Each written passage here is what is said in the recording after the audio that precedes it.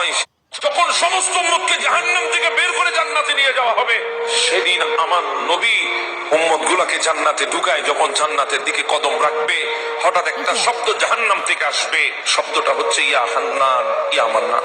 আমার নবী দাঁড়িয়ে যাবেন, জিবরিল একটু গিয়ে দেখ আমার কোন উম্মত ওই জাহান্নামে আর আছে কিনা, একটু গিয়ে দেখ। আমি তো ইয়া হান্নান ইয়া মান্নানের জিকির শুনতে পাচ্ছি। জিবরিল বলে, ইয়া রাসূলুল্লাহ, ইয়া হান্নান ইয়া মান্নান তো অন্য নবীর উম্মতরাও বলতে পারে, আপনি কিভাবে শিওর হলেন ওটা আপনার উম্মত? বলে, জিবরিল রে, আমি সেই নবী যেই নবী উম্মতের কণ্ঠের আওয়াজও চিনি। সুবহানাল্লাহ। জিবরিল, আমি সেই নবী যেই নবী উম্মতের বাবাকেও চিনি।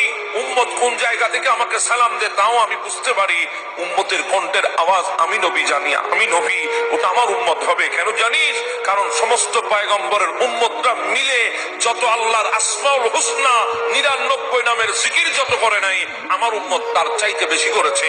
ইয়া হান্নান ইয়া মান্নান, এটা আমার উম্মতের শব্দ, আমার উম্মতের কণ্ঠস্বর। একটু গিয়ে দেখ না জাহান্নামে আমার কোন উম্মত আছে কিনা। জিবরিল যাবে, আসবি, ইয়া রাসূলুল্লাহ কাউকে তো পাইলাম না, আপনার উম্মত নাই, সবাই তো জান্নাতে চলে গেছে। ইয়া রাসূলুল্লাহ কাউকে তো পাইলাম না। আমার নবী মনে মনে চিন্তা করে, হয়তো আমি ভুল শুনেছি। আরেক কদম দিলেন, আবার সেই শব্দ ইয়া হান্নান ইয়া মান্নান। আমার নবী দাঁড় হয়ে গেছে। আল্লাহ তুমি বলো না জিবরিলকে সে গিয়ে একটু ভালো করে দেখার জন্য। আল্লাহ বলে, এবার জিবরিল জানা, আমার নবী তো সরবে না, সরবে না, আমি জানি সরবে না, কারণ উম্মতের জন্য দিওয়ানা। যেই নবীকে মাকামে মাহমুদ দিয়েছি, মাকামে মাহমুদে উঠে নাই, শুধু উম্মতের জন্য। আমি মাকামে মাহমুদ দিয়েছি, আবা আইয়া বাযাকা রব্বুকা মাকামান মাহমুদা, মাকামে মাহমুদের উপরে বসতে বলেছি, কিন্তু বসে নাই শুধু উম্মতের জন্য। সেই নবী জান্নাতেও যাবে না যদি উম্মতকে যদি না পায়। যা একটু গিয়ে দেখ। জিবরিল আবার যাবে, আবার বের হয়ে আসবে।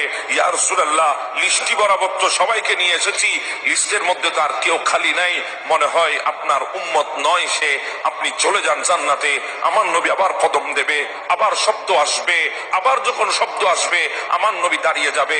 আল্লাহ, জিবরিল কি ভালো করে দেখবে নাকি আমি নবী জাহান্নামের দিকে রওনা করব? আল্লাহ বলি, ইয়া রাসূলুল্লাহ যাবেন না। বলে, কেন?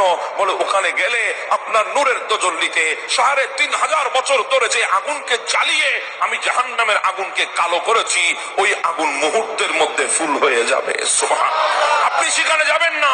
জিবরিল যা একটু ভালো করে দেখ, না পাওয়া পর্যন্ত আসবি না।